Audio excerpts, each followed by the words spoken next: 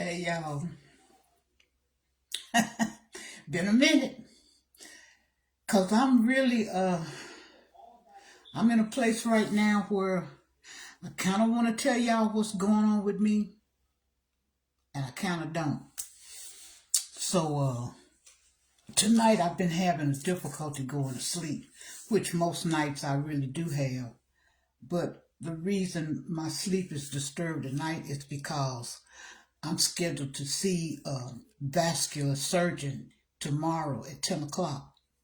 Now, when they called to confirm with me the appointment time, she assured me that he wasn't going to do anything physically to me tomorrow. At most, he probably would just do some imaging, if I'm saying the word correctly. And what he's looking for is to see how much blood flow I'm receiving in my left leg that's not being restricted in its motion with the plaque buildup, what they call the cholesterol buildup, I think it is. And I've always been confused about that cholesterol because I say I'm a funny type eater. I don't just eat anything, so I don't know where the plaque or the cholesterol come from. But what I've been told is that it can be hereditary, so it doesn't have to just be totally from what you eat. But yeah, your old girl got a lot going on. And of course, I've been making people mad. And you can see I'm still Snaggletooth. When I was a kid, there was a cartoon where the character's name was Old Snagglepuss. And I'm going to call myself that. I'm Old Snagglepuss. But I'm going to tell you what's going on with that too. See, it's good. It's really good. It's good and it's bad to be the age that I am because I'm just old enough not to really care.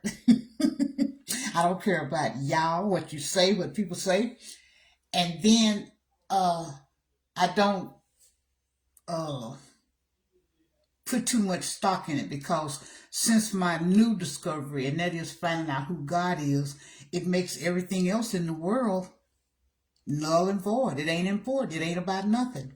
But to address my snagglepuss, I am the culprit that's procrastinating because I've already been seen by my cardiologist to give me clearance to have any type of work done in my mouth.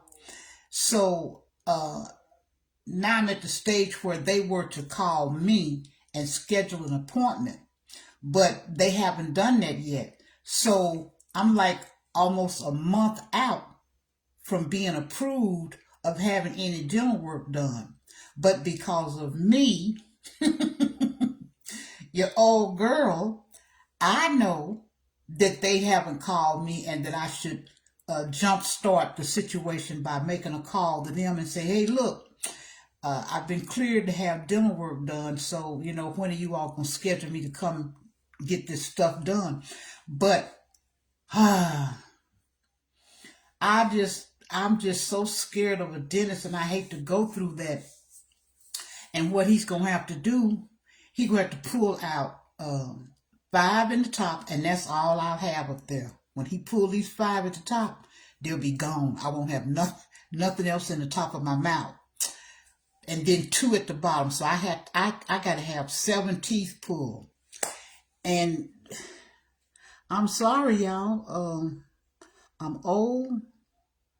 But when it comes to the dentist, I'm really like 2 years old. I'm just so scared. I'm mortified. And I want to go on in there and get it done and get it over with and get it behind me. And I know that that's going to be the case. It's not going to get done if I don't go. But I just hate going because I hate everything about it. I hate being shot in the mouth. I hate feeling the pressure of the tooth being extracted. And then I'm going to have stitches in my mouth because I'm on blood thinners. And I'm going to have to stop taking the blood thinners about a week before I have the procedure done. And I take 2 blood thinners. And so because I do take blood thinners, that means that I'm going to be prone to bleed heavily. So that's why they're going to put stitches in my mouth. And I just don't want to go through that. You know, I've gone through it because you can see that I got teeth missing, but I'm just so tired. At this age, I done had so much stuff done to me procedure-wise until I don't know. I got to really be motivated, but I'm going to have to go because one of the teeth in the top of my mouth is starting to give me a little problem. So I'm going to have to go. And really what I want to do, what I wish they would do for me, I wish they would just take them all out. Because once they take them 7 out, I'm only going to have about maybe 10 in the bottom. And I don't see why they just don't take them all out. So I'm going to put that to my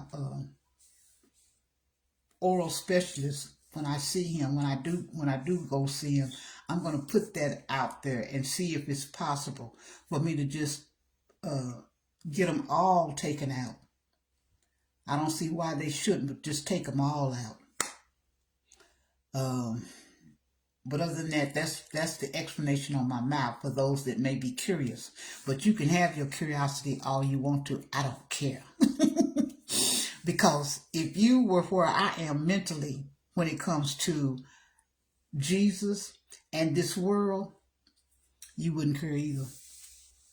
And really, to tell the truth, I saw something tonight that kind of pushed me forward to go ahead and make this live. I'm just smiling a lot and talking a lot, running my mouth. And where this is going to take us, I don't know. But if you check in, you're going to be checking in to hear whatever I got to say. But on the personal side, I got something going on in my life right now that's really, really, really, really serious. And it's a difficult position to be in as a parent. And the reason why you're not seeing the physical turmoil that I've been in is because I've been in it for a minute. It's going on almost 2 years. And so I've sort of, and that's the key word, I've sort of come to a position of, what's the word? I've come to a position of sort of I won't say peace, but I've kind of reconciled myself to this is what it is. And that's what I've learned life is really all about. When you come to something in your life that's an impasse and you can't go around it, it's no way for you to escape it. It's no way for you to bypass it. You only got one option left to you. You only got one. And that's just simply to go through. And that makes me remember a time in my life when I was younger and I got pregnant with my first child, which I lost that baby. But I was probably 20 and I was growing, going through the stages of the pregnancy. And I think I had reached about that second trimester. That's when your stomach is just starting to bulge out and show. And I was going through my little house. I was married then. I was going through my little house, just happy and humming and cleaning and doing whatever it was that I was doing. And I got a glance of myself in the mirror, and I saw this big bulging belly. And it was my first time at the rodeo. And I mean, all of a sudden, panic just came over me. I was like, oh my God, look at this stomach, how big it is. So I stood there and I was looking at my stomach. I was turning to the side, and all I could think of, I think I was around about 20 years old, all I could think of was, how in the world is that big old object gonna come out of you? And I just got scared. I got mortified. So I jumped to the phone and I called my mother. And I was like, Mama, I'm so scared. She said, what are you scared about? I said, Mama, how I'm going to have this baby. I said, I'm scared to have this baby. I said, it's going to hurt. It's going to hurt. I was just thinking about the pain. So my mother said on the other end of the phone, she was just laughing. She said, oh, girl, just calm down. She said, it's going to be all right. She said, you had that baby just fine. I said, yeah, but Mom is so big. I said, my stomach is so big. And I was just thinking of all kind of stuff in my head. And so Mama said, well, look at it this way. She said, the world is full of people. And she said, and you're not the first one to have a baby. And she said, if all these people can have a baby, she said, then you can too. And I thought about that because, I told you I'm a thinker. And I said, you know what? She kind of right. World wouldn't be so populated if it was that terrible. It's pretty bad, but I kind of calmed down. And here's another little piece of information for first-time mommies, first-time pregnancies. When you're having your first one, you're really at an advantage because since you've not been to the rodeo before, you don't really know what to expect, the sequence of what's going to happen. You don't know about the different stages and what you're going to experience, and every pregnancy is different. So I went through that, and that's a story for another time, but that was what I experienced when I had my first baby. I found out, was it bad? Yes, it was. Did I survive? Well, evidently I did. And I also discovered that when you don't know something and you have to wait until it happens and you're taken by surprise with each sequence of events, it goes relatively fast because I didn't know what to expect. So as the stages progressed in different places I had to benchmark, it just came by surprise. So when I knew anything, I was a mother and I was holding my little bundle in my arms, which turns out it don't have to necessarily be a good bundle. But anyway, that's what it was. That's the way I am about these teeth. I know that I'm strong enough to go through it. I just don't want to go through it. I just hate experiencing it.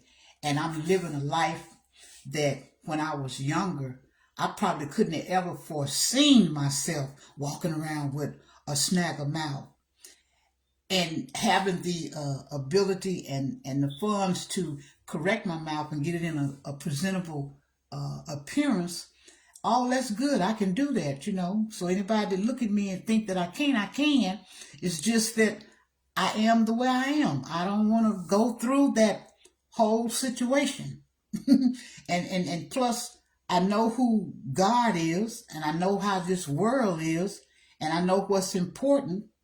And yeah, it's important to look good, to look your best. It's important to be able to chew properly and correctly and be in good oral health, But I just don't put it on the front part of the burner today because I just hate going through that whole process. I don't even want to go through the healing because the last time it was kind of bad when he pulled two, and I bled so bad, so profusely.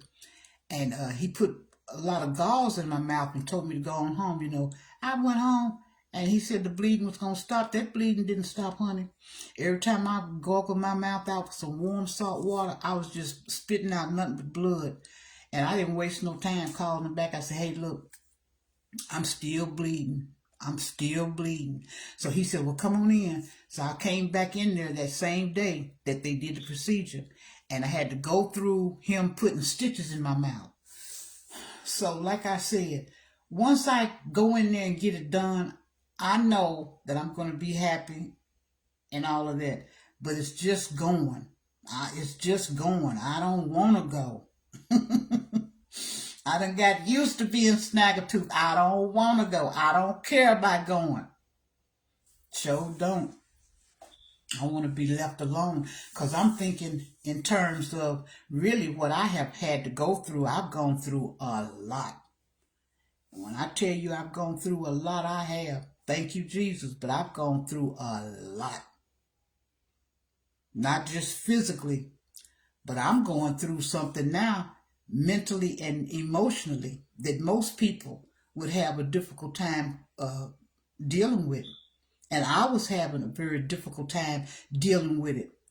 But thanks to God, thanks to Jesus, He's helped me get through. He's helping me get through. Because I tell you, I kid you not, what I have weighing on me right now, what I'm having to experience right now, what I'm going through right now, it's a mother's nightmare.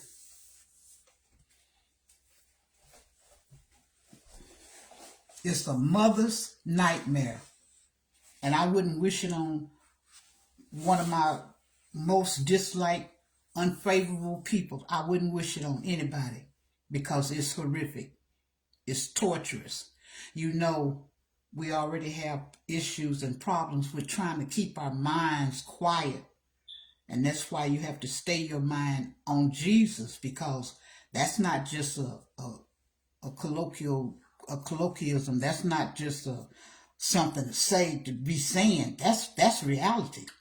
To stay in this world, once you are awoke, once you have been awakened, once God has woke you up and removed the shields from your eyes, and you can see this world for what it truly is, your priorities change, baby. They shift. Trust me, they shift.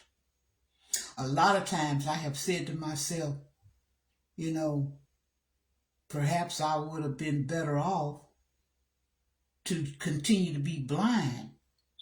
But I know that's a trick and a lie of the devil.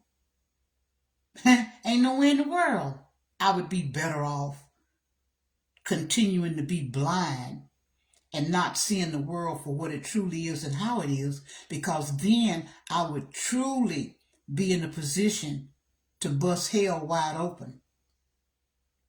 And I'm still sort of located in that position. I'm going to go to hell if I don't get checkmate, if I don't get in line, if I don't stop the foolishness. But I have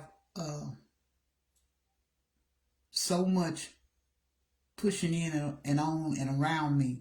And once you become awoke, once you become knowledgeable who Jesus is, who God is, you don't fit no more. You don't fit. And people be ready to attack you at every turn and every word. And you have to really exercise restraint. You have to exercise restraint because you don't fit no more.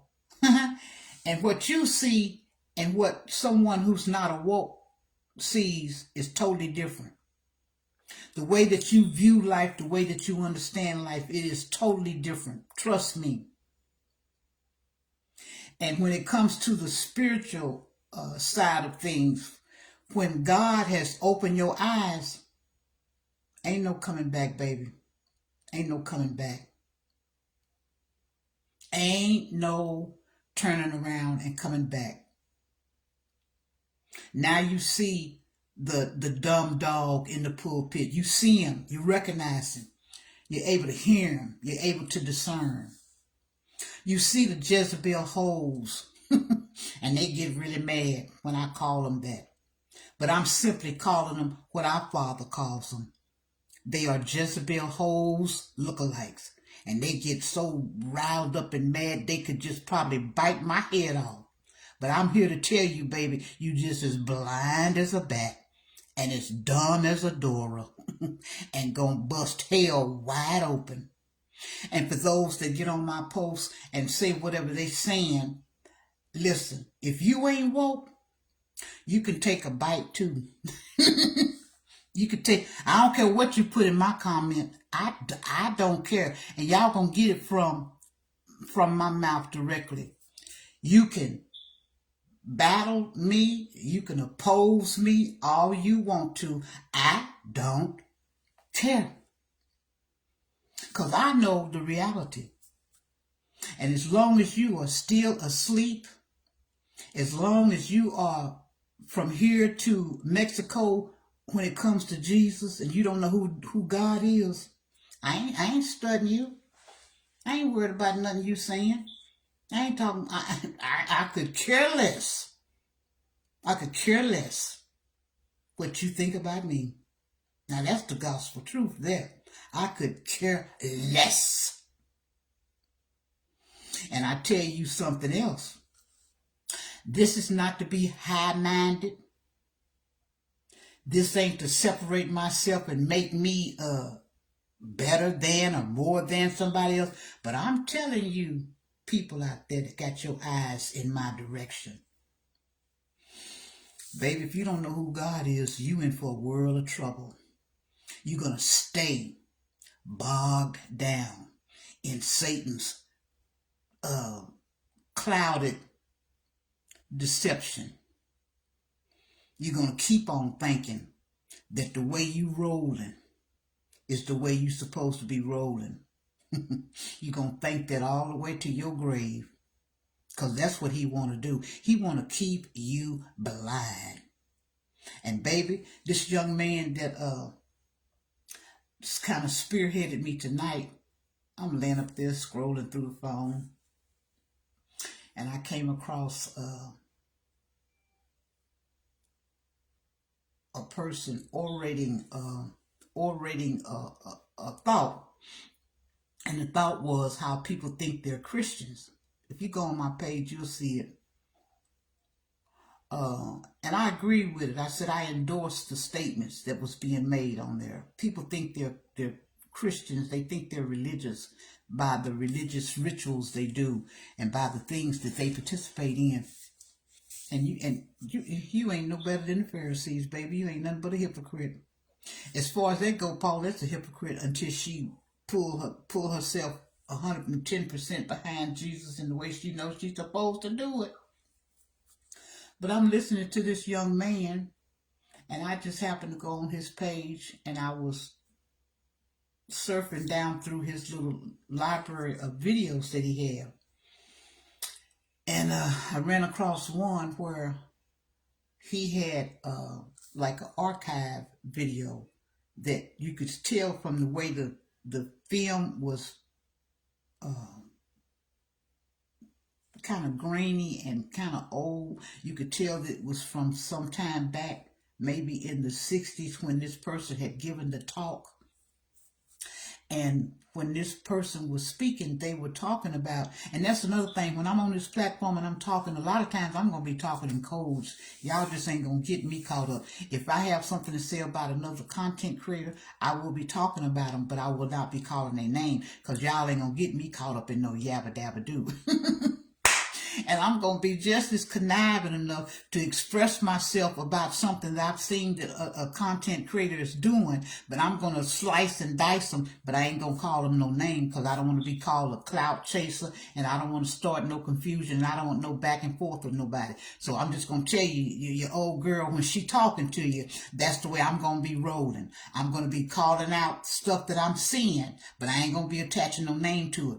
And at one time, when I was doing the stars and the people that's got notoriety in the world, I was calling their names out, but I think it might even be safe to say I shouldn't even call their names out no more. I should give them a coded name. In other words, I'm divulging my secrets. But if I were going to say identify Paulette without saying my name, I would say Ballette. That way you could kind of piece it together. If I say, well, I'm talking about, I won't be saying, well, I'm talking about Paulette. I'll be like, I'm talking about Ballette. I think that'd be fun, because then you'd have to sit up and guess, well, who's she talking about? Who's she talking about? And that would be good, because then the individual that I'm discussing, they couldn't say, oh, well, she's talking about me. And I've already told you about me. I don't care what you say. I don't care what you say about me. I ain't gonna say nothing to you no way. I don't care what you say about me. And you better trust and believe I don't. You better trust and believe I don't. I don't care. I do not care. Because God has opened my eyes and I see this world for what it truly is. I don't care. I don't care what you say about me. I don't care. First time in my life, I don't care. I don't care. And see, that's the problem. We came into this world, and we come into this world in its confines the way that it is, and we've been indoctrinated, and we've been not schooled or given the proper direction to go, nor the proper thing to focus on. And so we have focused on all this extraneous, frivolous bull crap that amounts to nothing. It amounts to nothing. Now here I am fixing to start talking about a person I saw loaded up something on the Facebook tonight. I kind of like this, and you ain't gonna know who I'm talking about unless you know your little clickers go off. But they was admiring this car. Ooh, I'm gonna get me one of these. And I was sitting back thinking, that ain't nothing. The car ain't nothing. Now it could sound like I'm being what can I say, jealous or envious, but that's really not what it is. Because Paulette has had her share in life of, I've experienced my fulfilling all my little wants and desires. You know, I've had new cars. In fact, I've had so many new cars, I'm really mad at myself now. I think I've had at least 6, 7, 8, I don't know. And so that don't grab me, you know. I can prove it don't grab me because the car I'm driving now, it's almost 20-something years old. Well, it's a 2006 Pontiac Vibe. And it's in the shop because I needed brakes. And I be laughing at some of the reels that I see, some of the, is that what they call them, reels? I think it is reels. Where a guy's riding in his car and he's standing up in the middle of the car with a big old anchor throwing it out to try to stop it. Well, that's your girl. I was driving my car and my brakes were scrubbing so bad, and I kept saying, girl, you need to get your brakes done. But it seemed like it's just one thing after another. And I kept saying, well, just the next payday or the next piece of money, the next piece of money. And then finally I had to just finally give it up, you know. So when I put it in the shop and I left, I got a call back. And they're like, Paulette, you need to come back because all the door handles on your doors broke. And we don't know how to get in. Oh, and I couldn't get in. But you know what? It just go to show you how this world is, because these demons, they know what they're doing. Back in the day when I was a kid and cars was really solid and they had good materials that they made the cars with, you didn't have no broken door handles. But they got these new cars with a freaking plastic handle. So what happens to plastic over time? Exposed to the elements, in the heat and the sun and the cold and the wet and the rain. Well, over time, those door handles, they get weak. And so what happened to me was my grandbabies, because I probably could have kept going in and out of the car for the life of the car. But kids yanking and snatching on the door handle, those plastic door handles broke. And I wasn't the one to be walking around here, you know, half-stepping. But like I told you, being the age I am, and I am where I am now mentally, I don't care about no broke door handles. Sure don't. As long as no car payment ain't coming with that car, I'll crawl in the hatchback. I'll raise the back up and crawl in there before I repair any door handles. And they didn't stop. My grandbabies didn't stop until all 4 of the handles were broken. And so I got it rigged up the way I get in my car. But it suits me just fine, because I ain't trying to impress nobody. I ain't going nowhere. And I don't care what you say about me. I don't care. You better take that to the bank. I don't care what you say about me. I don't care if you talk about how I look. I don't care if you talk about what my thoughts are. I don't care if you talk about my position that I have when it comes to God. I don't care what you say about me. I don't care. And you better be listening to what I'm telling you. I don't care. And when I say you better be listening to me, what I'm telling you, I got a lot of other stuff that I'm telling out here that's the truth. And you can be mad all you want to. And you can listen to all these 50 million mouths on this social media platform bumping their gums about Jesus. But here's one situation.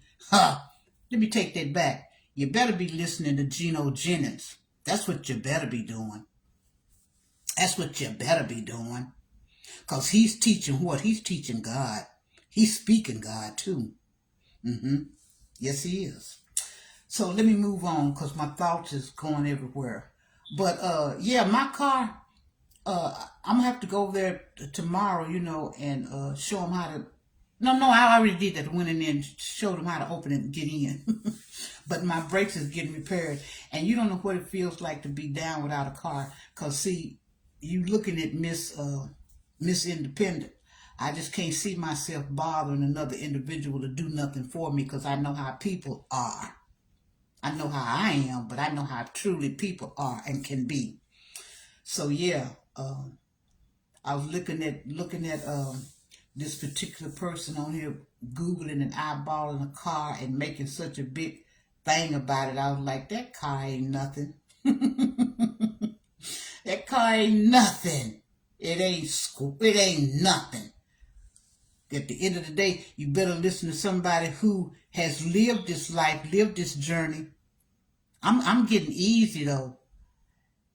And I was fighting and wrestling with that because I'm like, well, God, I'm supposed to be the one that's leading my grandkids and leading somebody younger than me in the pathway they should go, the right way and whatever.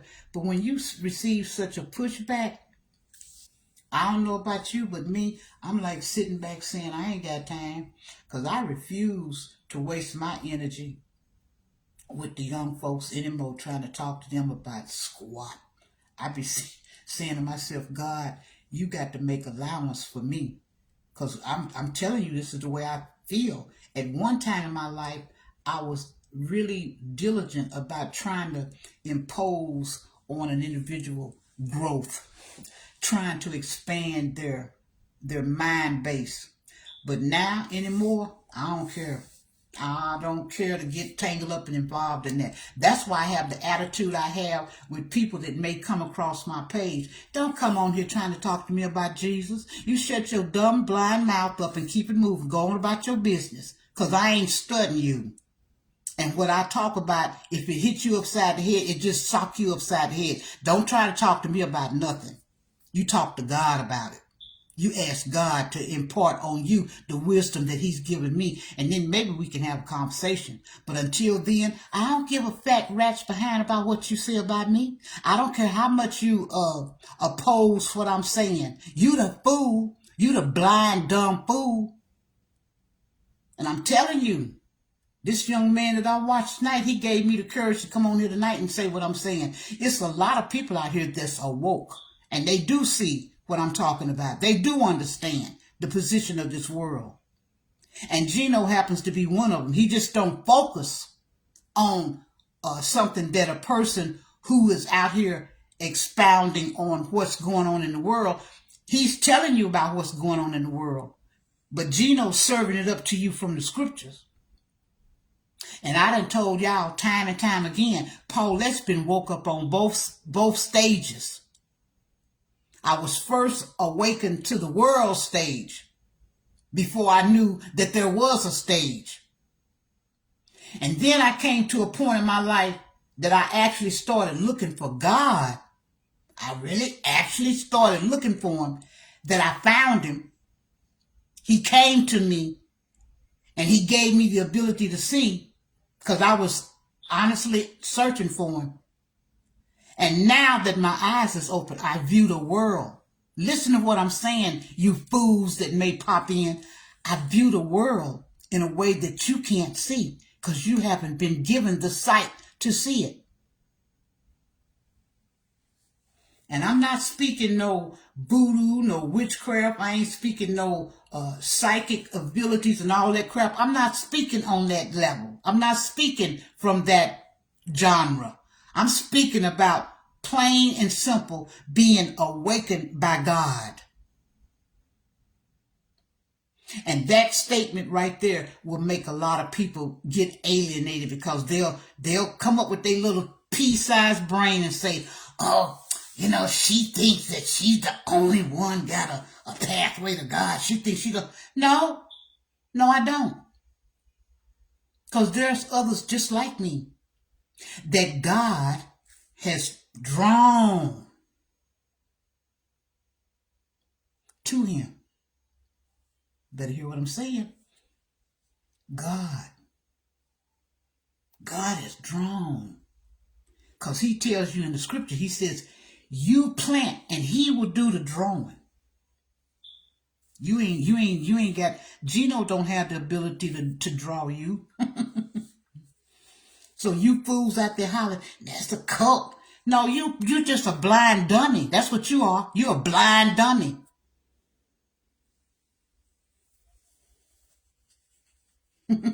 That's what you are. You a blind dummy. You a dummy.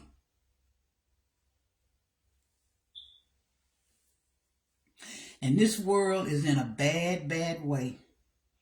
I don't think, well, it can get worse because Jesus come back here and he gonna wipe all this out. But after I watched this young man's channel tonight, one of his videos, I said, man, people can't see this world. When God said, this world down here belongs to Satan, I like to do that too. Give me life. When God said this world, he gave it to Satan, he didn't lie.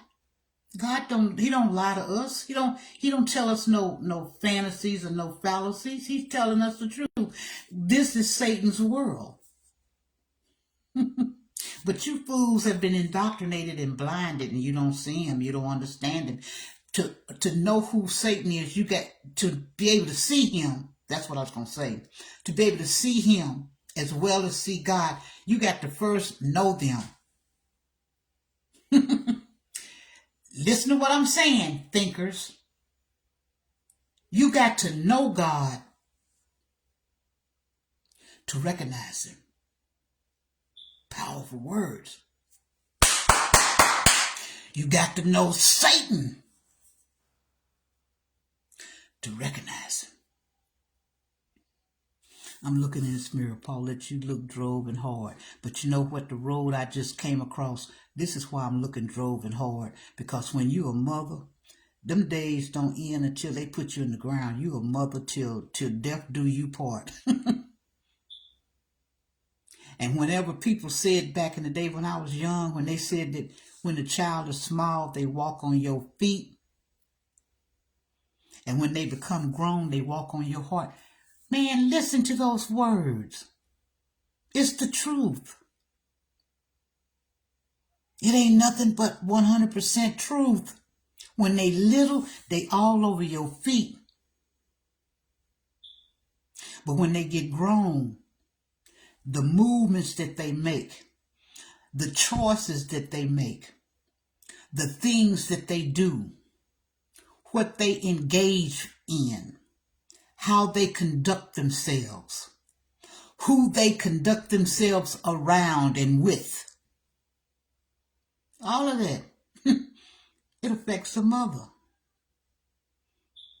And unless that child is moving in a straight, narrow pathway, you got problems on your hand. If you got a child that's wayward or lost, you got a problem on your hand. That's if you're a mother worth your salt. So I don't want to go too deep into that, but your girl is having a experience right now in my life that is not welcomed. I have no way around it, so I have to go through it. And because I have to go through it, I have to learn how to live with it. And I feel like I'm on a fast forward because I think I'm talking so fast. I'm rattling off so fast that I might be coming across as saying too much.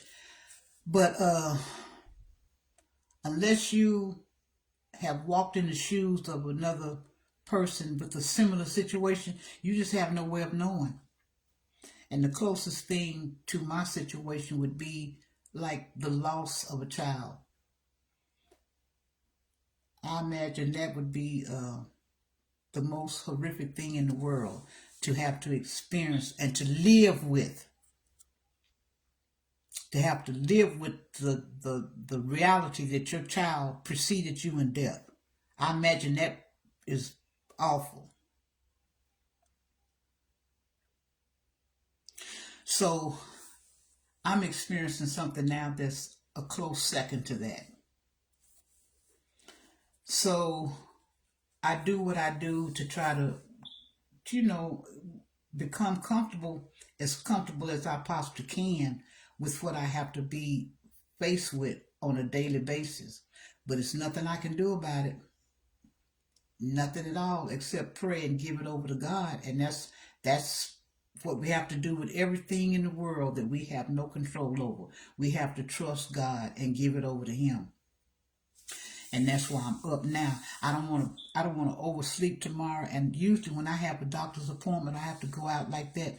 I try to make my appointments in the afternoon. That way I'm assured of not missing my appointment. You know, if God blesses me to wake up, then I have a better chance of going to my appointment on time, because I don't like morning appointments. I like to be afternoon. And it just so happened this time they put me at 10 in the morning. So, and I'm a little bit apprehensive because when I go, I want to get a good result. And the reason I'm going is because my cardiologist, he had ordered imaging to be done on my legs because I have a stent in my right leg. So it's important to always check and make sure that I have proper blood flow going to the extremities of my body.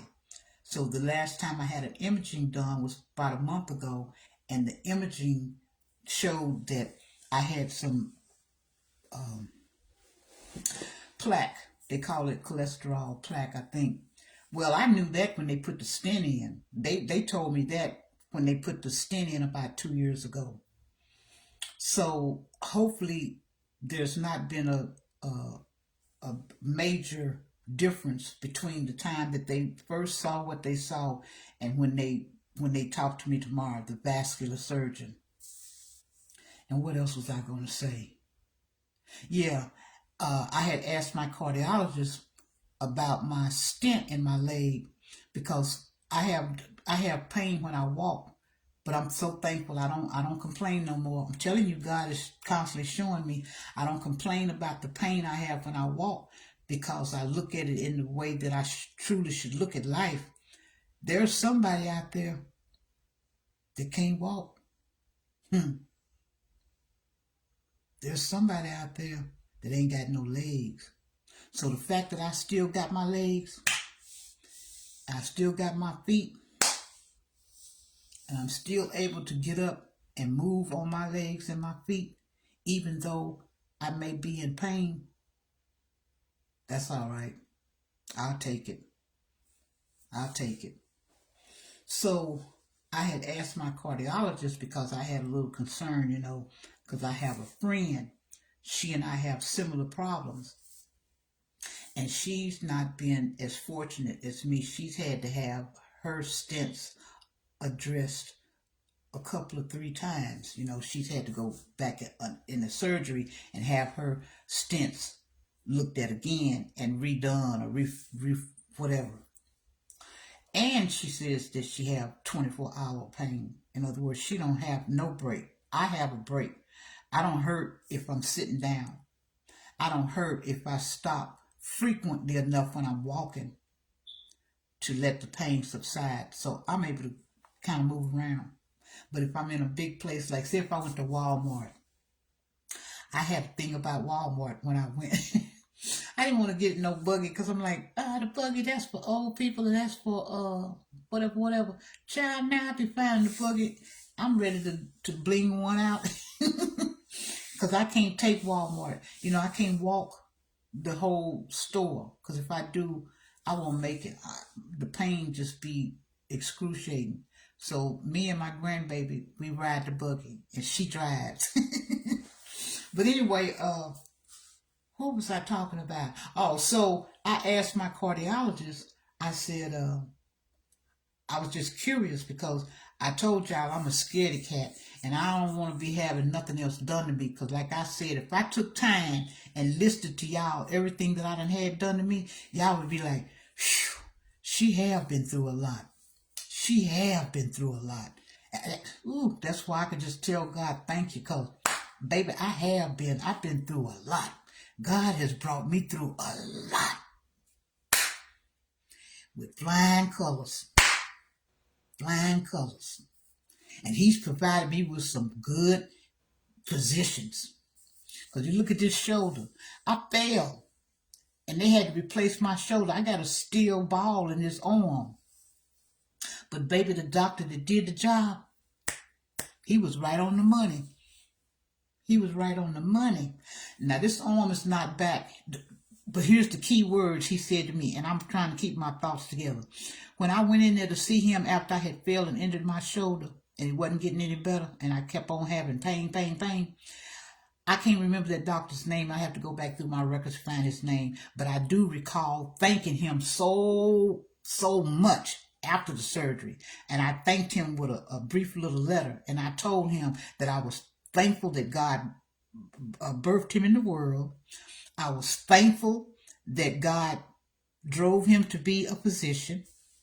I was thankful and blessed to get him as the surgeon. Because I had one of the top surgeons in the state. He was the top surgeon in the state. Ain't God good? And I fell in love with him 30 seconds after seeing him. Really 10 seconds after seeing him. Because when I walked in there, he was a man about business. He was a big man too, tall man. Man, I do have some regrets. Don't let your mind go there. Come on. But when I went in his office to get my shoulder assessed to see what could be done for it, because at the time I was just walking around, this arm wasn't no use at all. I couldn't raise it up. I'd have to take my hand and lift it up, and it was all constant pain. Because I failed, and when I failed and hit that concrete, baby, I kissed that concrete like I was trying to marry it. And I knew right then, I said, uh-oh, girl, you done messed up. But when I walked in his office, I had to go to Tulsa and see him. And I looked at his accreditation on them walls. He had a certificate from everything you think of. And he was being recognized as being top of the line. He was top of the line, baby. And he was nice looking. And he was big and tall. And when he walked in there, he was about business. He wasn't about wasting no time. He came in, I'm sitting up there, scared, nervous, holding my arm. Miss Scott, how are you today? I said, oh, not too good. He said, well, what's your problem, Miss Scott?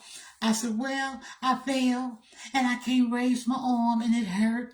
He said, oh, let me see. He said, how far can you raise it? He said, turn it loose. Let me see how far you can raise it. And I came up about a couple of inches from my side. And he said, I imagine that's painful, isn't it? I said, yep, it is. It's painful. He said, well, Miss Scott, he said, I'm going to tell you right now. He said, I can't put you back like God had you. He said, but I'm going to fix you up. He had me then. He said, I can't put you back the way God had you. He said, but I can help you. I can fix you up. And he wasn't lying. He did. And so I went and had the surgery done, and they showed me the procedure. You know, they gave me the paperwork, the diagram and everything that showed what was going to be done. And he was going to go in this shoulder, and they're going to put a steel ball in there, and the steel ball had a stick on the end of it like this, and it's sitting in my arm. So it's like the steel ball, the metal thing is running down this way.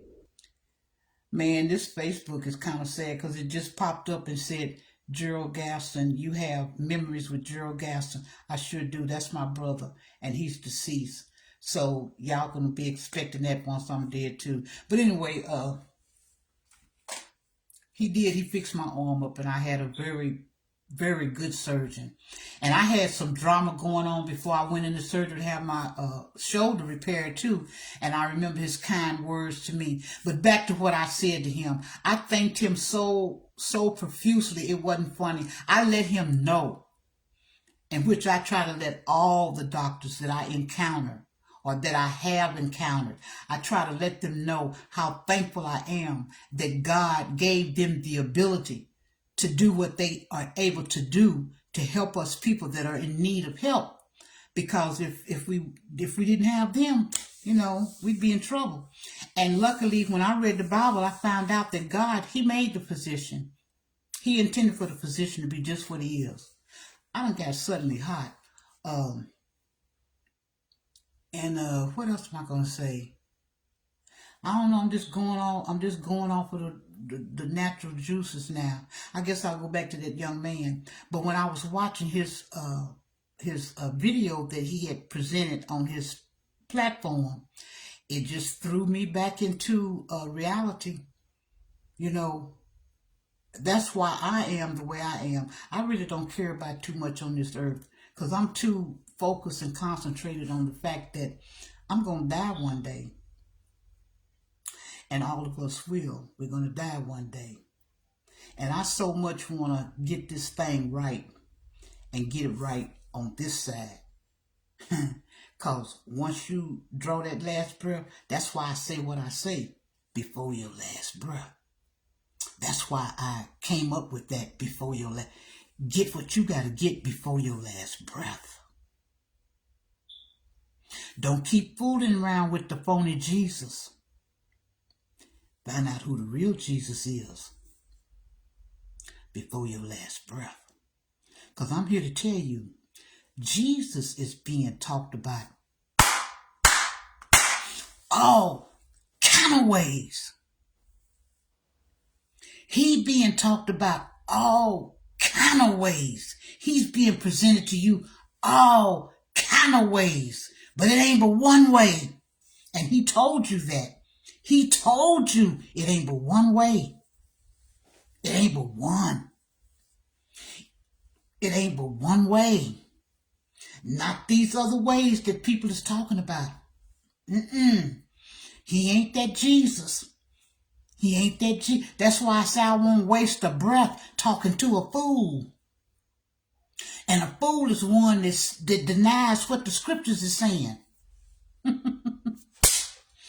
A fool is the one who can't see God, who can't see the world. They don't have a vision. See, I don't know where to go with this conversation, but the world is blind. And Paulette used to be blind, but thank God my eyes is open. And we've been blind from birth. Because the devil was thorough in his modus operandi. The way the devil operates, he's been thorough in this world. And he's very active. And he's everywhere. He's permeated everything. It's things going on in this world today that if you all knew even 1/50th of it, you'd be lulu la la in the head. And you'd be running trying to find Jesus, because I was. I'm like, oh my God.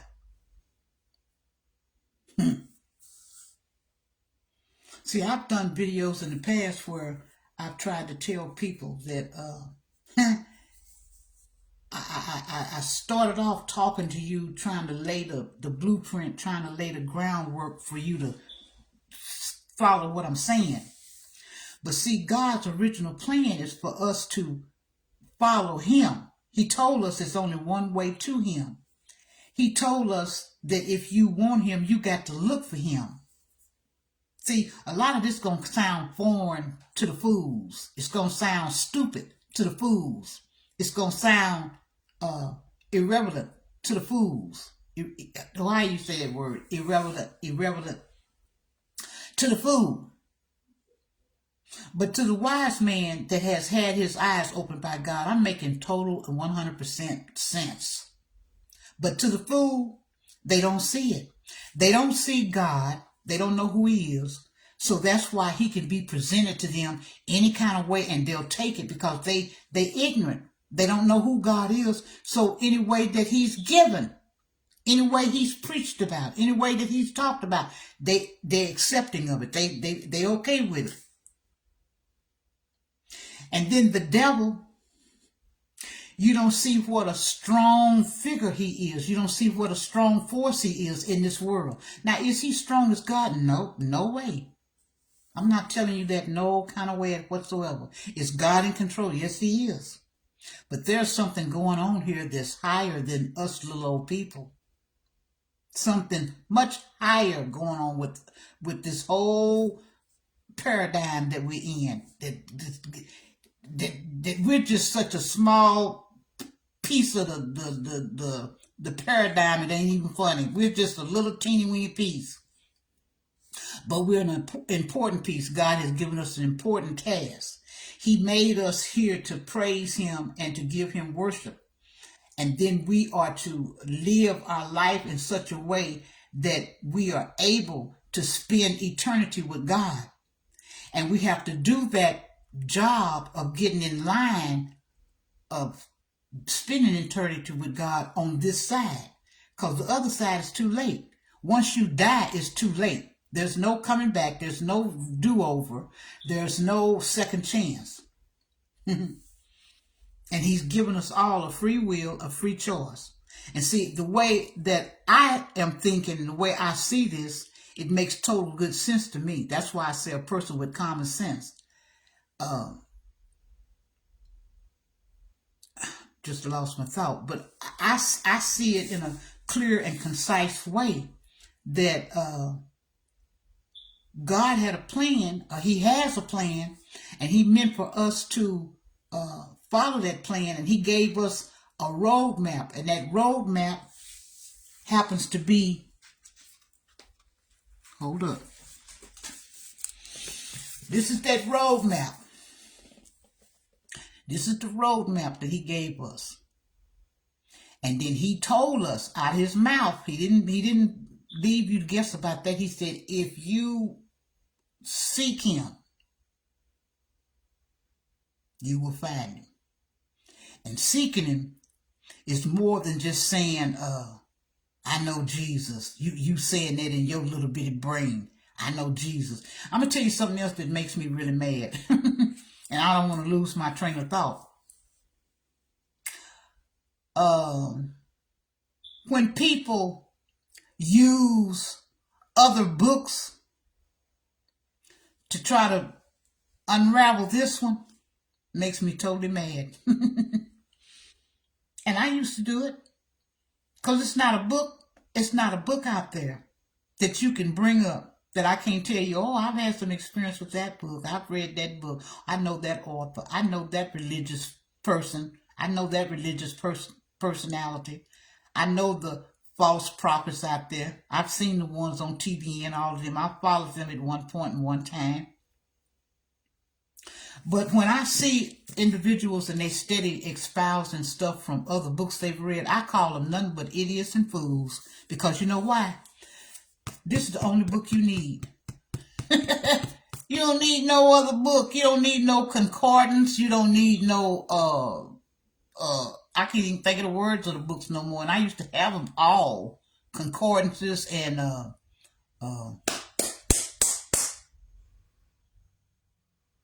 the one that breaks the Bible down, and man has broken it down.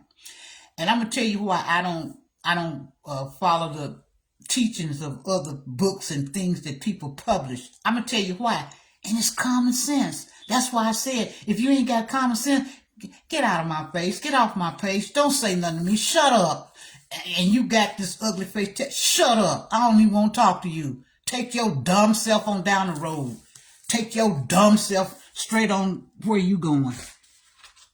But the reason that I say I don't want nobody talking to me about something they read in another book, and I ought to pull my page up because I got that on my page where I'm telling people that come to my page, if you're doing any of these things, I don't want to be bothered with you. If you're reading a book by somebody else, and I'm going to tell you why I'm like this. If you're reading a book that somebody else done wrote about that Bible, I don't want to talk to you. Take your dumb self on down the road. If you're going to quote something that somebody else has said on this planet Earth, take your dumb self on down the road. Get away from me. Leave me alone. Shut up. I don't even want to waste no time with you. I wouldn't waste none of my time debating none of you clowns, none of you fools. What's the other thing? If you don't believe in Jesus, I don't care. Take your dumb self on down the road. I ain't here to try to convince you that it is a Jesus. You go on and take your belief system down the road. Get away from me. What else did I have on that paper? I have to get that paper so I won't be missed anything that I pointed out. But it's black background, and it's on the very beginning of my page. I think it's on my personal page and my business page too. But I'm telling you the ones I don't want to fool with. I don't want to talk to you stupid, dumb fools. I don't want to talk to y'all at all. I pray for you. I pray for you. And I love you.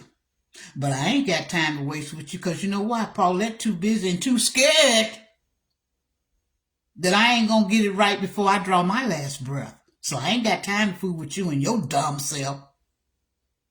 You dumb preachers. Go ahead on and keep preaching. If you think you're supposed to be preaching, keep preaching, you fool. Because if you can't break that Bible down, you need to sit your behind down. If you got to have another book to define this book, if you got to have another book to break down this book, you a fool. And that brings me back to why I say you're a fool. Because I'm going to tell it like this, and this is why I say you got to have common sense, because what I'm going to say now, I know it make common sense, but if you're a fool, it ain't going to make no common sense to you. But this right here, this is just plain common sense. Common sense, fool. What person, now I'm putting you in a conundrum, I want you to think. What person on planet Earth was here when God formed this universe we in? What person was here when God created man? And there's none of them. Listen to me, fool. God, sometimes I feel like just physically socking people in their face with my fist. But I know that ain't the way to do it. Sock them in the face with this Bible. And they gonna fight you tooth and nail, because why? They of their father the devil, they of Satan. They gonna argue with you or die. They gonna argue with God or die. But here's the thing that I'm operating on. Common sense. Common sense. If the people that you are relying on to give you definition and understanding about this Bible is another human being, another man, another person who they wasn't here. They wasn't here when God created the earth. Who was? God was. So his word ain't fixing to be broke down by no man. You understand, fool? His word is not fixing to be broke down by a group of men. And I don't care how smart the men are. They can be the smartest man on planet Earth. The absolute smartest. They could be determined and found out and discovered to be the most smartest, the most brilliant man. But that sucker ain't smarter than God. You understand me? So his breakdown of the scriptures go as far with me as I can push this house. I ain't finna take your word over this word. And I know to break this word right here down, baby, God got to give it to you. God. That's why he said call and sent. If he didn't call you and he didn't send you, you better get your rusty, dusty butt out of that pulpit. Because you're going to lead a bunch of people to hell, and you're going to have that blood all over your hand of all the individuals that died hearing any bull crap you gave them, you fool. I'm so thankful that Paulette lived this long. I'm so thankful that Paulette, God blessed me to live this long to wake up and understand and see what's going on. Because that may be a time for, that may be for another time. What time is it? Oh, can I see the clock? Hold up, y'all.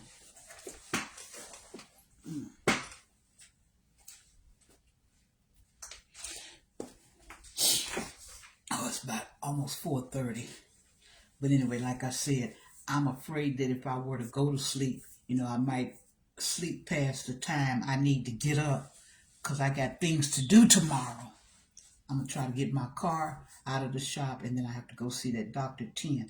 But yeah, if you got to have another book, if you got to listen to a bunch of men that think they so smart and they can give you a breakdown of that scripture, baby, you ain't the one for me. Bye.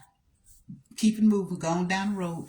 Just keep on playing your game. Keep on playing your game. And when you draw your last breath and your eyes open up in hell, then it's too late then. Too late. But if you done deceived yourself, or if you done allowed somebody else to deceive you to think that you're a preacher, and you ain't, and I've said this a 1,000 times, if you can't break that scripture down to make the Old Testament harmonize with the New Testament, you don't know what you're doing. If you have broke God down into 3 distinct personalities, the Father, Son, and the Holy Spirit, and you think those are 3 different gods, you don't understand Jesus. You don't know who God is. So you need to be looking for him. And you need somebody such as myself to tell you that when you find him, you'll know you found him.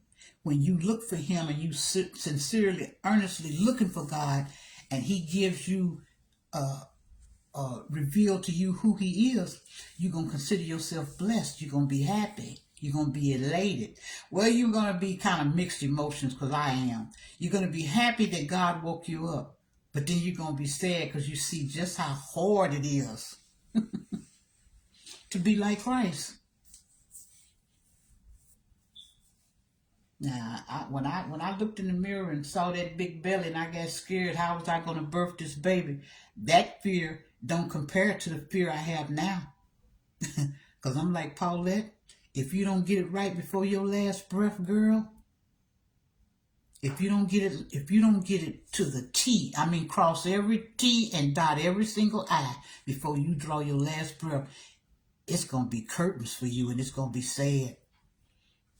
And y'all should listen to the breakdown from the man that God sent, from the man that God taught. You should listen to the breakdown of what hell is. And baby, you ain't going to want no parts of hell.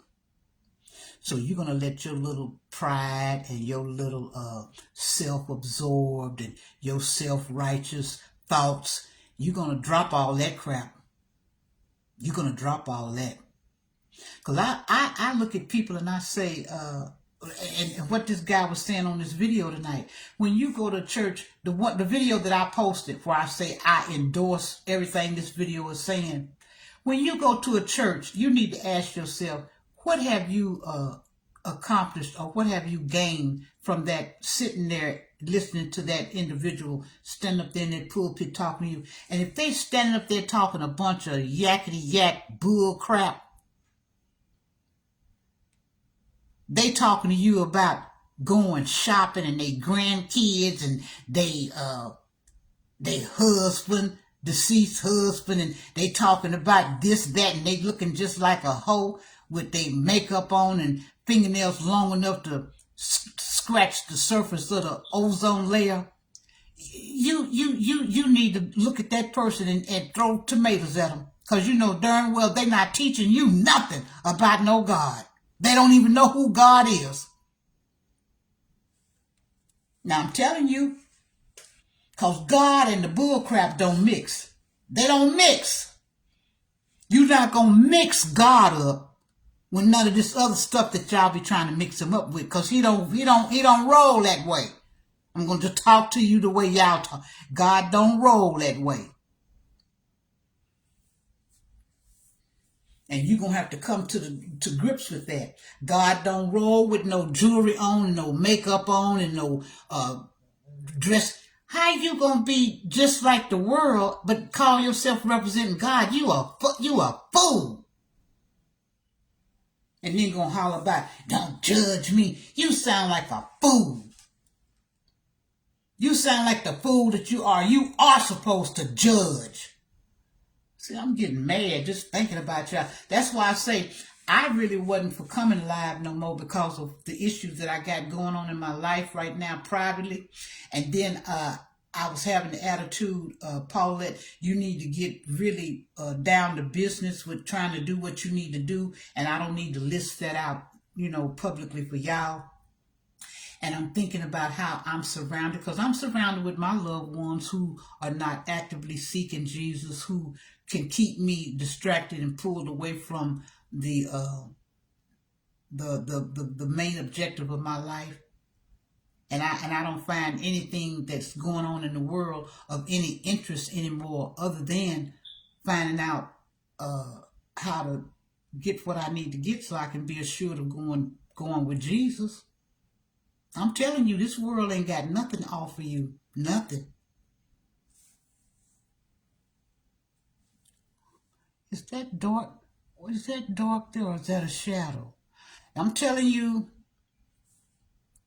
it might be that cancer in my body. I don't know. I'm going to have to go in the mirror and look and see if that's a bruise or if that's a shadow. Or it might be a shadow. This old face just drooping. Just let me droop on and make it, Jesus. But yeah, what was I saying? I'm just saying, I guess I'll chill out, because I got whatever time God has given me on this earth to continue to live and breathe, that I don't have to try to give y'all all of me at one time tonight, so I can come back in increments and give you bits and pieces. And I hope that some of you guys who are truly thinkers and who have common sense, that you will play over in your mind some of the things that I've said to you. And if it makes sense, then you need to investigate. You need to look further than where you are to find out if there's any validity to what I'm saying. Don't just tune me out and say, she's an old woman rattling at her mouth. No, I got merit in what I'm saying. I have merit because God has given me what he promised us in the Bible. He said 70. And for those of you who do not know, a score is 20 years. So what God said was he gave us 70, that's 60, plus 10, that's 70. And God has graced me with 75, and I will soon be 76 in June.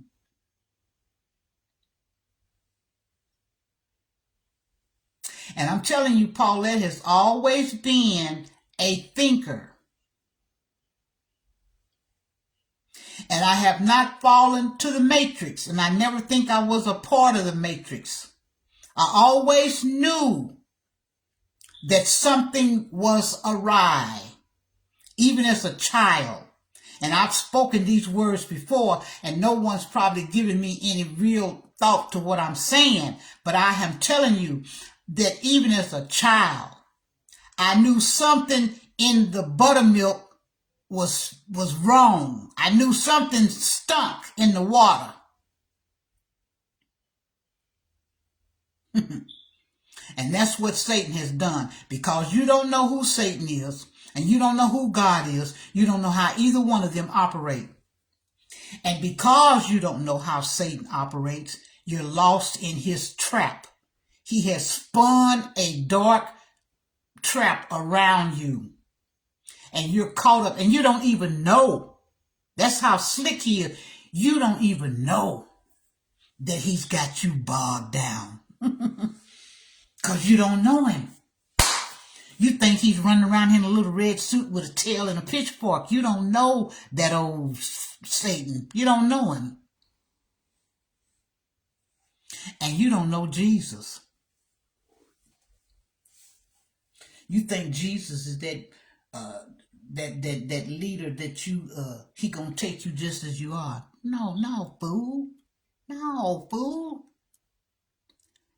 No, fool. He ain't that phony Jesus that everybody talking about. He ain't that one that you can get on this social media platform and you can find anybody, everybody talking about Jesus, but they talking about the wrong one. And you don't know it because you can't hear him. You can't hear the real Jesus. You ain't looking for the real Jesus. You don't want the real Jesus. You happy and comfortable with that fake Jesus. But Satan got you fooled, and he's going to keep you fooled until you draw that last breath.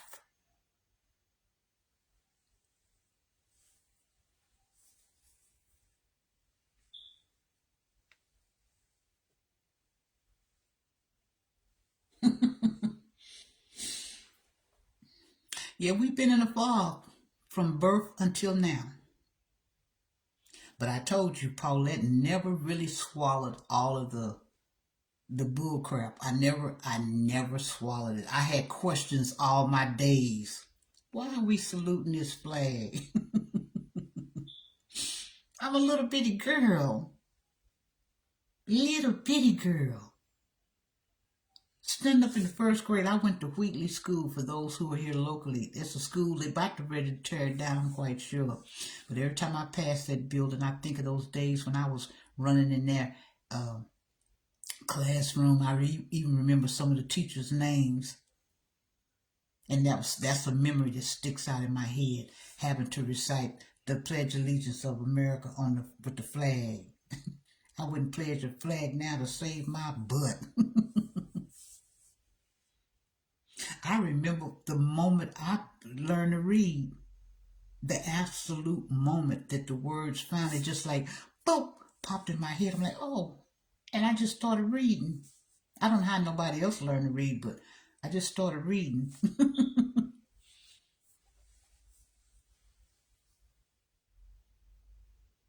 I think about when I was little bitty, and my grandma used to send me to church all the time. I'm little bitty, that's why I told you. I never bought the buttermilk. I never bought it. And she was sending me to church every Sunday, and I was little. I was about 5. And I was sitting in the church swinging my little legs over the pews with my little purse and just rocking my feet, going to Sunday class, Sunday school class, whatever they call it. And my grandma sent me to the highfalutin church, the church where all of the cream of the city attended to, the black elite. That's the church I went to when I was a little bitty girl. She was trying to put me in the class with, be surrounded with the people that's the movers and the shakers. But I didn't believe the preacher, and I was sitting there as a little bitty girl saying, what is he talking about? That don't make no sense. Why is they jumping and hollering like that? It make no sense to me. And I see why God kept me on the fringes of being not totally bought into none of this stuff. I'm not a religious, ritualistic person. I just don't buy it. I didn't buy into that. And I know why now. God had other plans. I used to question, why did God wait so long before he gave me the ability to see? And I said, well, Paulette, that don't need to be answered. What you need to be saying is you should be thankful. And which I am. I'm thankful that he gave me the ability to see. But it can be a two-edged sword, because You know what you got to do. And it's scary. It's scary out here. Every time I get ready to tell y'all something about on the world stage, I get shut down. But this world is really wicked. It's evil. It's nasty. It's stuff going on in this world that you wouldn't want to believe at all. It's stuff going on in this world as we speak right now that's going on that is horrific. And it's not new. It's been going on. Because what did God tell us in the scriptures? He said there's nothing new under the sun. So what he's saying is there's nothing that's being done or said that hasn't been done or said before. And I keep dropping y'all little breadcrumbs. I tell you that if these people were in existence when Jesus was walking this earth, what make you think they gone? What makes you think that they're gone? And here's something else I want to put out here for the thinkers. And I almost lost my thought.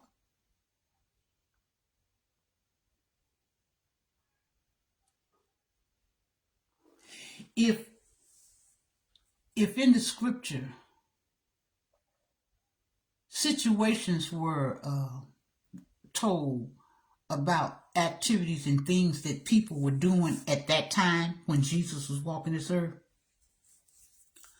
what would make you think that stuff ceased to be going on?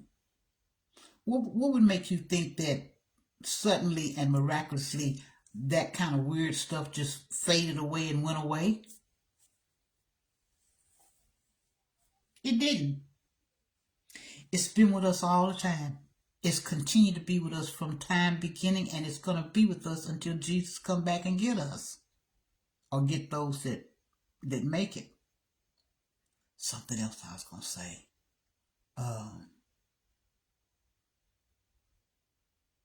If Jesus warned us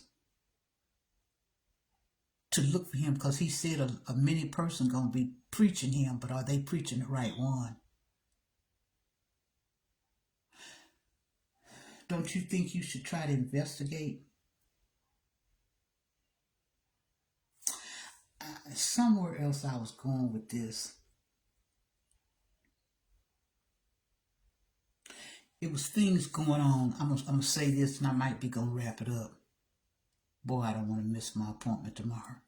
But if Jesus did this in the biblical times where he told the people not to pass your children through the fire, because at that time they were actually doing that. They were worshiping the idol gods and throwing their babies in the fire to this idol god called Baal.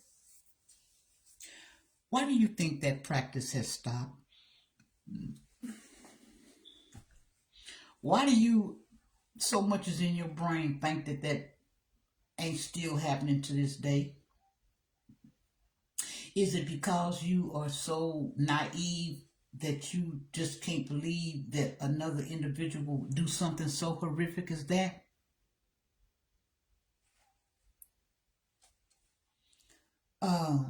Here's something else I want to throw out here to y'all. Just like Jesus has followers, in other words, they want to find Jesus, they looking for Jesus, they looking for the real God, they tired of this fakeness, they tired of feeling empty with this big hole.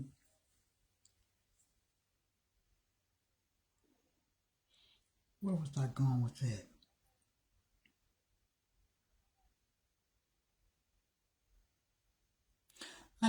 My brain don't want to empty, so maybe I should be closing this down. That's what I was going to say. Just like Jesus got followers, what would make you think that Satan don't have followers? What would make you think that there's actually individuals in the world that don't want Jesus? I mean, you got to think about this. If you got followers of Jesus, they want to do things right. They want to get close to God. They want to follow him and get the reward of everlasting life. Well, Satan is just the total opposite, and he's the one that jump started all this off the bat. He started up there in heaven being rebellious and being deceitful, and drew down a third of the heavens with him. So don't you know that he got followers? He got people that don't want nothing to do with Jesus Christ whatsoever. Don't you know that I'm worried about this thing on my face? It's probably just my face dropped so much that it is casting a shadow. I think that's what's going on. Yeah, it is. That big old snouzola is casting a shadow. But anyway, don't you know that Satan has got followers too? Don't you know that there's people actually here that want to serve Satan? They like him, they love him, they want to serve. So why is that so hard for you to understand? Why is it so hard for you to understand that since Satan is engaged in a battle against God, that he wouldn't confuse the path? I'm going to leave y'all with this, and then I'm going to get off of here. Because now that I'm back, I'm going to try to come back more frequently. And I always tend to say that every time I come live, when I get ready to close out, I'll be like, I'm going to come back, and then you won't see me for a month or so. But I'm telling you, you have to take me as I come. Because they ain't going to let you blow up on this platform. You got to be doing one or two things. You got to have thoroughly real talent that somebody's interested in. Or you got to be vulgar and nasty as a low-down dog. To get the numbers, because I'm telling you, people ain't gonna blow you up. They're not gonna do it. But back to what I was saying. What was I saying? Yeah, Satan is alive and well, and if he's truly who he is, and he's an enemy of God. He's gonna have active agents. He's gonna have followers. He's gonna have people that's engaged in activities that are not godly, far from godly. And I know all of these things. I know about this matrix. And I've woke to this situation we're in. And I can just see the devil everywhere. Everywhere I look, I see Satan. I see the workings of Satan. I see how he's got everything constructed around us. I see where he's taking us and what pathway he's choosing to go. I see it. And a lot of you guys don't see it and you don't understand it. It is so many things. I listed in one of my posts, it was years back, 2, 3, 4 years ago, I don't know. But I listed a list of things that on the world stage that you could just investigate and it would have you thinking, such as the chemtrails, HARP, HARRP, HARP, how they can control the weather, what they're doing to our food. That'd be another time too for me to talk about the food. See, people of my generation, we know stuff that nobody else knows. Like here lately, I'm not going to buy the white iced potatoes anymore because those are not real potatoes. I'm here to tell you, those are not real potatoes. I've changed over to buying the red ones because they taste more like real food. But the white potato, I don't know the names of them, don't care, but I'm talking about the white potato. The last time I bought a bag of them, they can sit in your ice box for 900 years and they won't go bad. They will shrivel up and start kind of wrinkling a little bit. But before they start going bad, you peel them and you put them in the pan to fry them. They don't fry right. They don't taste right. It tastes like you chewing plastic. They get cold 5 minutes. They get cold 2 minutes after you take them out of the pan, out of the skillet. I ain't eating that. I'm not going to eat another one. Not going to eat another one. Too much stuff is different. Different from what it was when I was a child. And I'm telling you, they are killing us with all of this stuff that they're doing. And this young man video that I posted on the page tonight, he presented a video. You go in his archive, and in this video, the man, his video was way back. I don't know if it was in the 60s or something, but he was talking about stuff that's happening right now. About the iris. You know I ain't talking about iris, but he was talking about the he was talking about that. He was talking about being smart in the city. He was talking about the average eye. But you know I ain't talking about average eye. Take the first letter of average and stick it with I. The first letter of average and stick it with I. He was talking about the average eye. He was talking about so much stuff that at that time, at the time he was talking about it, wasn't even on the radar. But all of it. See, these demonic people have been planning from time beginning. They have been planning. And God tell you in the Bible, things is just lining up the way they supposed to line up. But you fools that can't see, you can't see. You don't know that you're getting behind the 8 ball. That's why I can come on this platform, and then other times you can't drag me on here, because I'm like, I don't care about them people, because they ain't nothing but some fools. They don't want to listen to you. They ain't hearing you. And if you ain't God, you can't make them. And that's why God has set up the way he got it set up. He'll call you to him. He knows whether or not you're going to look for him. He knows whether or not you're going to be able to hear him, because he's going to be able to make you hear him if you target it. But if you ain't gonna never be woke. You ain't gonna be woke to the world, on the world stage, and you ain't gonna be woke on God's stage. You going to hell. So I'm not gonna be worrying myself with getting on here arguing with nobody about nothing. Because I done said what I said, and I'm like hoarding the elephant. I said what I said, and I meant what I said. An elephant something 100%. I am the one has been wakened by God. God has given me the ability to see and understand and look for him and recognize the real Jesus from the phony Jesus. He done gave me the ability to discern whether or not a pastor was sent, and I can hear him. I can hear God in him or not. I ain't worried about you fools that want to sit out here and act like you know it all. Because I done seen some on here younger than me trying to tell me about Jesus. I ain't saying that it can't happen, but go somewhere and sit down. After you listen to them 5 minutes, you're like, how is it you gonna sit here and tell me anything, and you ain't, as the old folks used to say, you ain't even dry behind the ears. You ain't seen no life. You ain't seen no living. I have. I done lived through the assassination of a president. This is the month, we just about out of it, February, where they want to celebrate Black History Month. Black History Month ain't nothing. Martin Luther King ain't nothing. He's a nigger that he done been sold out to y'all and placed in front of you and made you think that he was your hero, and he was far from your hero. And it'll be some of y'all out there get mad. Oh, you hear what she said about Martin Luther King? Shut up, bye, get off my platform, take it somewhere else, you fool, you dumb fool. Because you don't know MLK, his name ain't Martin, his name is Michael. And you don't know he wasn't working for you. He was a house nigger. A house nigger. I said it. Let Paula get off here, because, like I said, I'll vacillate between the world and God, and that ain't the way it's supposed to go.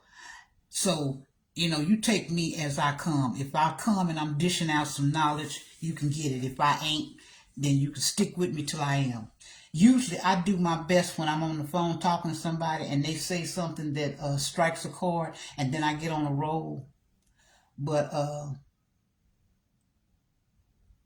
feels good to be back on here, because I'm going to talk. This has been therapeutic for me. I'm going to talk. But I know what the real deal is. I need to be getting things done, because I don't know from minute to minute when God may call me home, which none of us do. None of us know when our last time is. None of us know the day nor the hour.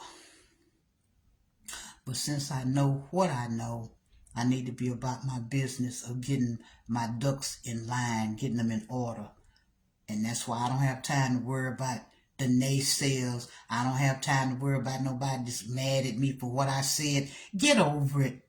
Get over it. Or move on down the line. Go away from me. Just know this. You're not going to ever, and please hear this, you're not going to ever engage me in no verbal debate with you about squat. Because I look at it like this. The things that I'm saying to you, I didn't just make that crap up. I didn't make it up. I didn't write it. I didn't put it down. I'm just regurgitating what God has said. And if you got a problem with it, your problem ain't with me, you stupid fool. Your problem is with the word of God. That's what make me mad. And that's what make me walk away and say, I don't care what they say about me. I ain't responding to that. I ain't got nothing to say to that. I had some man when I first started doing the lives that would come on there. He was an old jackleg preacher. And he came on there and he was saying stuff to me in my inbox, and I was just letting it fly. But you know, the devil can get you and make you do stuff. He got on there one day and he said something to me about, I never thought I'd see a nigga that was an atheist. And that just burnt me to the crisp. I'm like, an atheist? What make you think I'm an atheist, you blind fool? So I got on my inbox message and I told him, I said, I'm blocking you. And here's a good word for you. I said, you better be glad. You better be glad, Paulette, trying to walk with Jesus, because if I wasn't, baby, I'd light you up. I'd light you up like a candle. But I didn't. Because I got a mouth on me. It's not only just in looks or the lack of teeth, but I got a mouth on me. I got some good comebacks and I got roasting skills. And I said, but you better be glad that I'm walking and trying to hold Jesus' hand, because I'm going to keep it really soft and easy with you. But you back off and leave me alone. And don't you come at me no more. So what I have done now, I've grown, I feel, in a sense that no matter what's being said to me, no matter what is put in the comment, I don't care what you say. I don't care what you say, and I ain't got no bone to pick with you, because your issues is not with me. You just using me because I'm the one that you can see. I'm the one that you can actually reach and get in touch with. But your problem is really with God. And that's who I suggest you go to. And you take your grievances to him. And you take your discontentment to him. And you take your dispute with him. You take your disbelief with him. You take your argument to him. Don't come to Paulette, because Paulette ain't wrote no Bible. I ain't wrote no sermon. I ain't discovered no cure. I'm not no angel with wings. I'm not no biblical scholar. I'm not no preacher. I'm not no prophetess. I'm not none of this, the above. I'm just an individual that has been birthed into this screwed up, jacked up world. And I have been given the ability to open up my eyes and see the world, hear this, and know I'm speaking facts and not saying something out of the ordinary. I have been given the ability by God to see the world the way that Jesus can see the world. Not telling you I'm Jesus, not telling you I got no skills or abilities. I'm telling you that God has opened my eyes and I can see Satan. I recognize Satan. I know how he operates. I see him everywhere, on all fronts, at all points. I see his handiwork. I see his skills and what he's done. I see his deceptions. I see his smoke. He don't have me blinded by the smoke and mirrors. And I can see Jesus. I can hear Jesus. I understand where Jesus wants us to go and how we're to get there. So you John Q. Public, you Jezebel hoe looking, Paulette, back up. Them is only two words that's really acceptable. Jezebel hoe. You Jezebel hoes, keep it moving. I don't care if you Juanita Bynum or whoever you are. Keep it moving. Joyce Meyer, I don't care who you are. Keep it moving.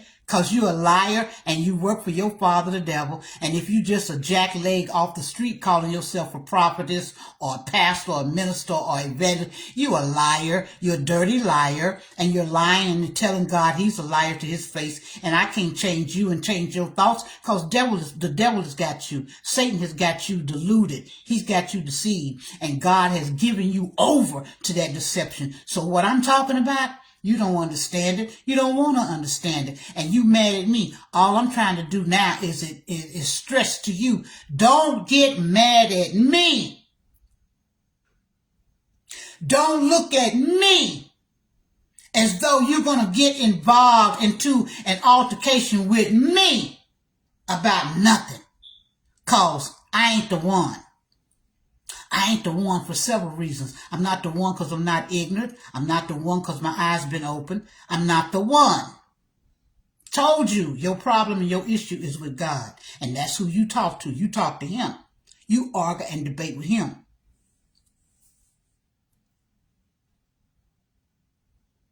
But I like doing what I do. I enjoy aggravating, antagonizing those who think they're on the right path. I really do. I enjoy aggravating you. Because I be thinking all the time. I be thinking. And I'm going to come over here sometimes too in a light form. Because I'm going to start trying to do some crafts. I keep saying that. But you just never know. When you this age, you feel good this minute. Next minute, you might not. So I'm going to get off here, y'all. I don't know how long I've been on here. I wish there was some way to see on my clock. I wish I'd have paid attention to what time I did come on here. But I know that the majority of people that might even be curious as to what I'm talking about, you'll come on after I'm off, and that's good. That's fine. And while you on here, some of you guys, maybe that don't know me, would you please like and share my video? Share it. And if you don't mind, go to my YouTube page, because I'm 27. I've been 27 for years. But I'm 27 and I need, what, 26 more people to be able to go live on YouTube.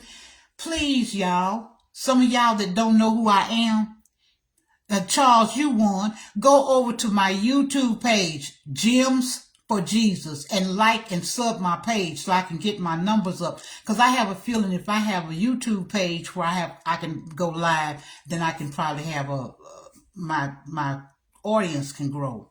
But it don't matter if it grows or it don't. I just would like for it to grow, but if it don't grow, I don't care. Because like I said, I got other pressing matters on hand. I'm fighting the battle over here to try to stay healthy, getting up the courage to go get my mouth fixed so I can get this behind me. I'm feeling blessed minute to minute if I'm able to feel good, because you just don't know. I mean, honestly, you when you get this age, you're going to find out what I'm talking about. But I'm going to get off of here. And of course, I'm going to play my video back and listen to everything I said. I think I've dropped some gems, some jewels, that perhaps can be illuminating some knowledge to individuals that are lost in the process of stuff and confused and don't understand why is it the world like this and why is there so much confusion. Because like I said, I can expose a lot, but I just don't want to dominate my platform with all of the things of the world, because then I would be seen as a truther. And although what I'm saying is the truth, I don't want to really be a truther other than a truther for God. I want to be a truther for God. And I want to increase my coming on this platform. I want to try to show up every day, which I know already I'm not. I already know I ain't. Because I don't be feeling y'all like that. I told you, some days I be like, nah, I don't care. I don't care if they listen to me or not, because really, I don't have no interest in anybody on the earth. I used to be obsessing about my grandkids and my kids. I don't care about nobody, because I know what the real deal is. When you quit breathing, baby, all this stuff back here that you thought was something, that ain't nothing. You having a pretty car, that ain't nothing. You having a big bank account, that ain't nothing. You think you cute? That ain't nothing. I'm telling you, see, when you been lived to get the age I am, and you got some sense and you got wisdom, you're gonna find out this world is really, it ain't worth nothing.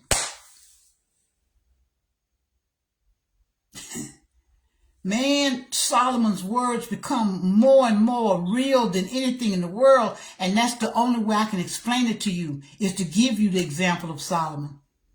And then when I do that, I'm gone. But he was able to buy anything he wanted. He was a rich man, able to do. And I usually think of that way in this world today. If you're a millionaire, and I'm going to just drop Solomon out because I don't want it to appear that I'm teaching.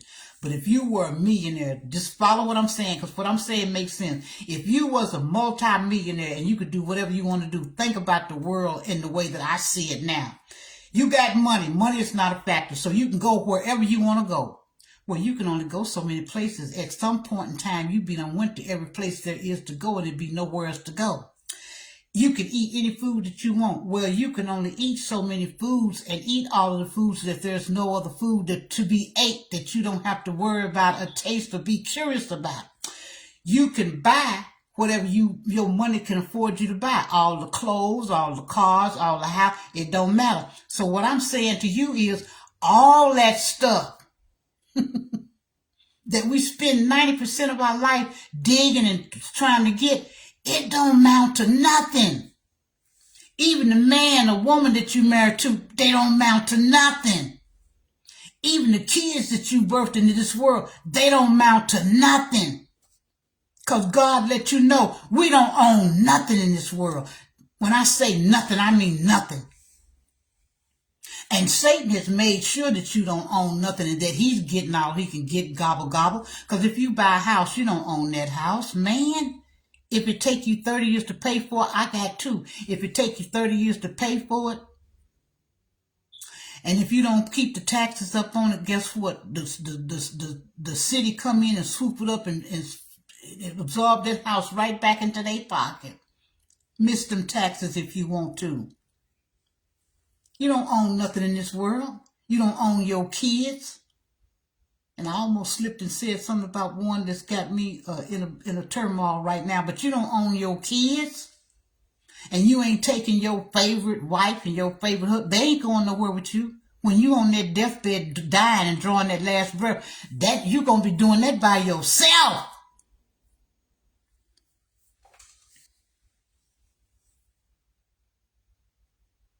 You came in this world by yourself and you going out by yourself. I ain't, and a million more ain't. I'm going to be trying to take Jesus with me. Jesus going to be at my going out. I ask him every day, Jesus, don't take me away from here before I get this right. Because I know what I got riding on the line. Y'all fool. That's why I said that sometimes it's a blessing and then other times it's a turmoil. Because when God wake you up and you see what you got to actually do, man, that worries you. You don't go a day without thinking, man, I got to get this right. I got to get this right, because if I don't, I'm going to hell.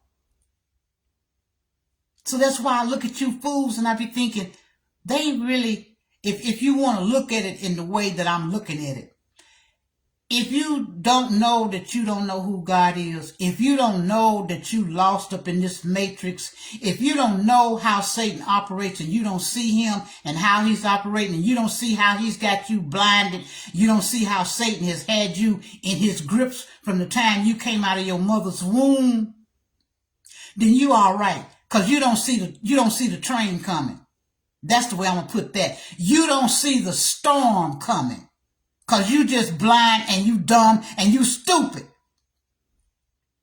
And Satan is relishing in that. Oh, I got this group over here. They blind, stupid, and they don't see it coming. But the ones that God has opened their eyes and they understanding, and they do see the storm brewing and coming, them the ones shaking in their boots.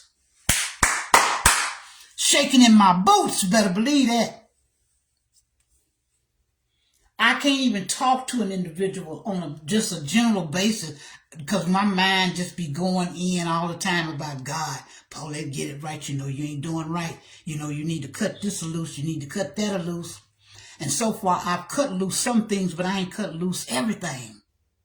See? And I'm out here by myself swimming because there are others that think like me. There are others that God have woken up, but they're not around me. I'm kind of like out here by myself. It make me think of when I was reading the book of Joshua and Abraham and Isaac was on that journey and how Satan came to them. And again, that's like teaching. I ain't telling you nothing. Read it yourself. But that's how Satan do. Satan camouflage himself and present himself to you in some form or fashion that's really not, you can't see him, but that's really him. So that's the way this world is. Y'all are caught up in Satan's world and you're blinded. He got you where you can't see. And your understanding is locked down and it's not there because you don't have the understanding of who God is. You don't have God in you. So you just bouncing along in the world thinking that everything is all right, but everything ain't all right.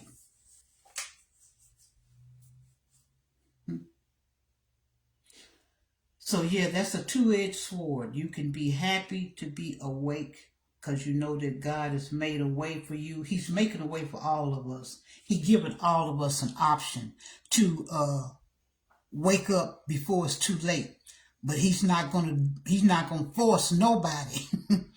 He ain't gonna force nobody to look for him or search for him or to get no understanding. He leaves that up to you. And that's why I'm telling you, whether you're a preacher, pastor, woman, female, preacher, pastor, evangelist, whatever you call yourself, prophet, whatever, don't come at me. Because you're just going to be throwing dirt in the air, because I'm not finna even bat you back, not even one time, because I'm already understanding who you are. You're in the dark. You're in Satan's delusionment. You're lost. You don't know what you're doing, and you got your battle is twisted up. You want to battle me because you can see me. But I'm telling you, don't come battling me because I'm just another person just like you. I'm just a simple old human being that was born, lived a life, and gonna die. So don't come at me because I ain't did nothing. I wrote a book. I need to come on here and talk about that too, because there's some people on here that call themselves authors and they have written books. Paulette have too. In fact, I'm writing one now. People may say, oh, well, she said she's writing a book. I am writing a book. Every time I post something, that's my book. You read my book as I go along. But I'm here to tell you, you ain't finna get no book published. You ain't finna go viral with no book. Because Satan got this world wrapped up. So I'm telling you, Paulette know a whole bunch. And I've been preaching and saying that every time I get on here. I know more than the average old Joe. I might be 75 years old, but baby, you can't bring nothing past me that I can't tell you something about it. You can't tell me nothing about Jay-Z, Beyonce, Kanye, 50 Cent, Lil Nas. You can't tell me nothing, nada, Trump, nothing. Food, water, nothing. Missing people, nothing. You can't get nothing past me because God done opened my eyes and I see and I understand. And I done made myself be relaxed and at ease because I used to be living like this. I don't now because I said, Paulette, you can't control nothing. So you leave it where it's supposed to be, in God's hands. And what you do is focus on you. That used to be my thing, trying to tell my kids or trying to tell some friend or trying to get on this platform and tell people, you need to find the real G. I ain't studying y'all. I ain't finna let y'all worry me. Sure ain't. So if you want to come over here and spend time with me and listen to me yabba dabba, that's fine and good. And if you pick up anything, that's fine and good. If I expose something that may be a little knowledge and you get some understanding from it, that's good too. And if you don't, that's good too. Just don't bother me with your bull crap. Keep it rolling, because you ain't gonna never convince me otherwise nothing. I'm gonna be the one telling you what's up. And if you can't follow along with what I'm telling you, go away from me. Because that's the way I'm dealing with life now. I don't want nothing in my life that's going to create confusion or bring me trouble. Because I got a job as it is trying to get right with God. Because I got something I could bring to you now that happened to me. When you out in the world and you dealing with people get on your nerves because they always coming at you with something. They always coming off the cuff some kind of way. They got things going on in their life. Their brain is confused. So when they interacting with you, sometimes they fall short of what they need to be doing. And then that makes you be pulled in to where you are having to respond to some type of negativity or some type of whatever. And you got to keep walking in the way that you know you're supposed to walk. And what I mean by that, I'm going to give this example, and I am going to get my talking butt off of here. When you are not walking with God, and you just in this world, like 90% of you guys are, life, when it acts upon you, you just respond.